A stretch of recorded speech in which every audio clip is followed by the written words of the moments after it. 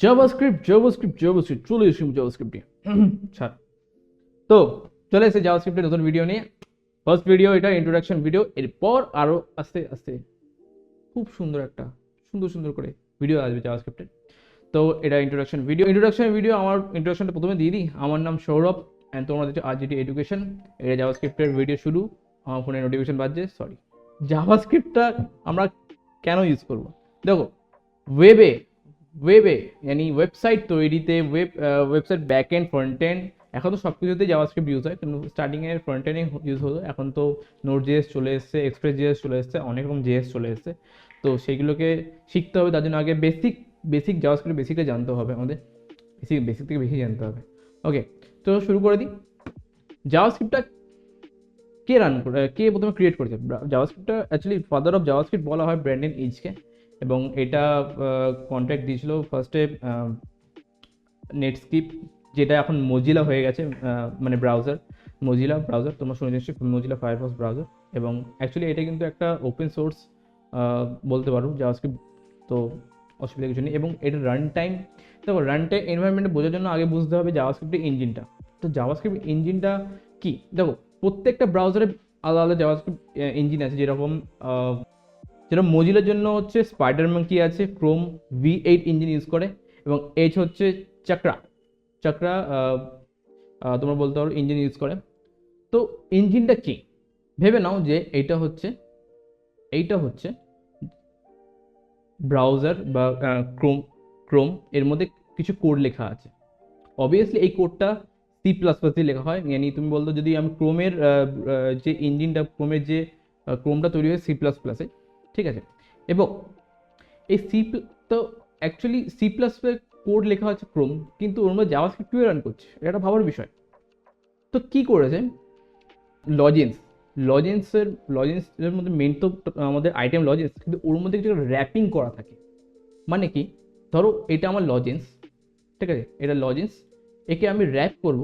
কি যে র্যাপ করব? একে র্যাপ করলাম আমি এখানে, হ্যাঁ, একে র্যাপ করলাম, এই যে আমি র্যাপ করে দিলাম, একটু করে দিই ভালো করে।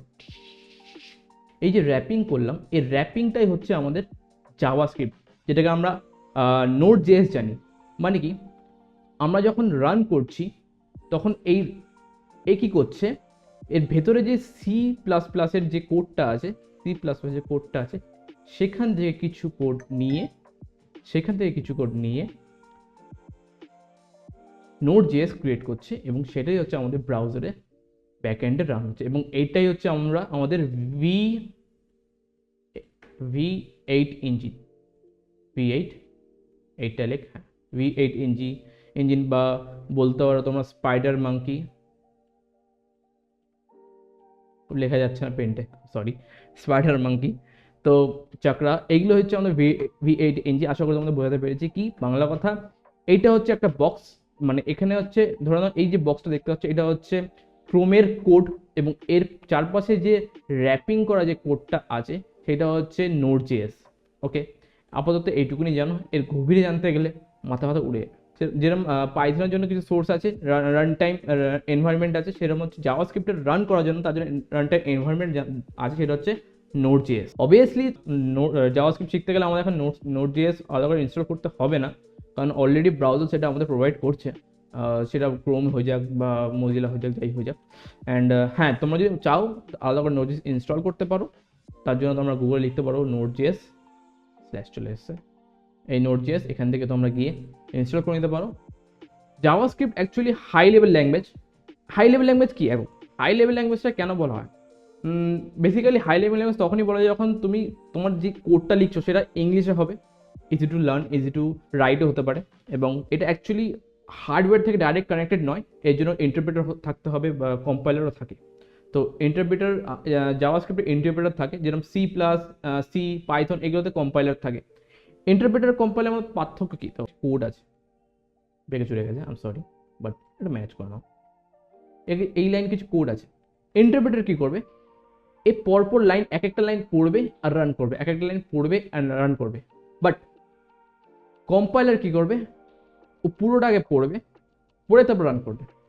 এর জন্য ইন্টারপ্রেটার একটু ফাস্ট, হ্যাঁ না? But compiler slow but optimise.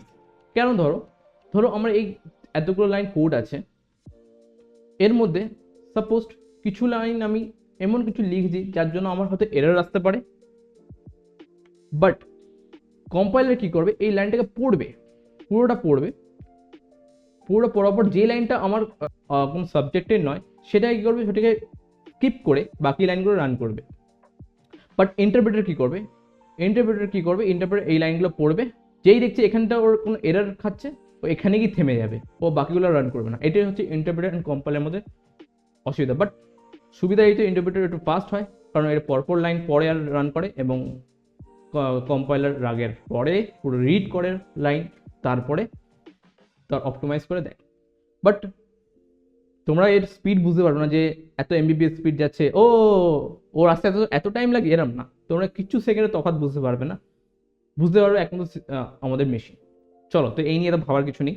JavaScript হচ্ছে ক্লায়েন্ট সাইড স্ক্রিপ্টিং। হ্যাঁ, ক্লায়েন্ট সাইড স্ক্রিপ্টিং আরও আছে, VB scripting, visual base scripting, but এখন পপুলার হচ্ছে জাভাস্ক্রিপ্টিং। ক্লায়েন্ট সার্ভার সাইড কি দাদা, এটা তো বলো আগে।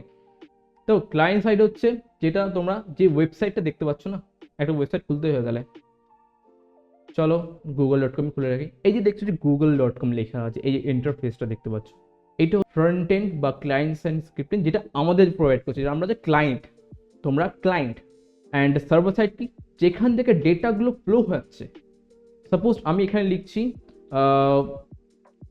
নোট জেস, এই যে ডেটাটা নোটপ্যাড হয়ে গেছে, যাই হোক, নোটপ্যাড বা নোট.js যাই লিখি, এই যে ডেটাটা আসছে, এটা কোথা দিয়ে, এটা আসছে সার্ভার সাইড থেকে। এখানে তোমার কোনো হাত নেই, এখানে হাত হচ্ছে সার্ভারের, কারণ সার্ভারকে তোমরা দেখতে পাচ্ছ না, বাট তার ডেটাগুলো তুমি দেখতে পাচ্ছ, সেই ডেটাগুলো আমাদের রিটার্ন করছে। সাপোজ ধরো এটা হচ্ছে ক্লায়েন্ট সাইড, এ কী করছে, এখানে তুমি ডেটা এন্টার করছো, হ্যাঁ না, এ কী করছে, এ ক্লায়েন্ট সাইডে যাচ্ছে, মানে এ তো ডাইরেক্ট যাচ্ছে না, এ সিগন্যাল পাঠাচ্ছে, যে রিকোয়েস্ট পাঠাচ্ছে, ভাই এর নাম সৌরভ, একে এই নামে কিছু একটা ডেটা দাও।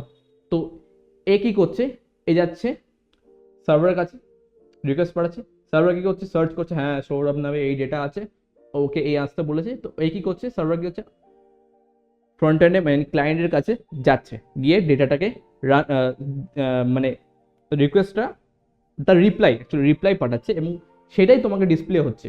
কারণ তাহলে এখানে ডেটার রিটার্নের হাত কার হলো, ডেটাকে আনার হাত কার হলো, হচ্ছে সার্ভার সাইড, এবং ডেটাকে দেখানোর কার হাত হলো, ক্লায়েন্ট সাইডের। দুটোই হচ্ছে অবশ্যই আমার হাত, সেই নিয়ে কোনো ভাবার চিন্তা নেই।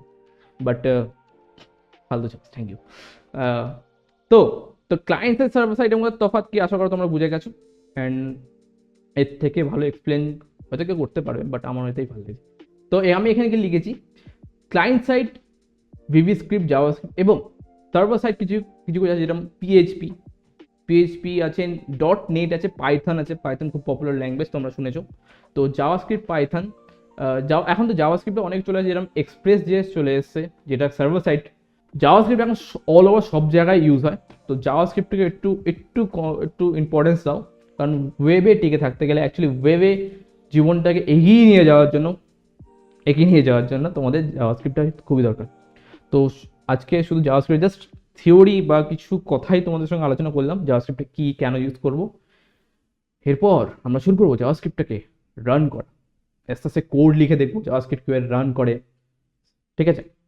এখন অনেক ভিডিও আসবে, তো চলো, টাটা, বাই বাই, থ্যাংক ইউ।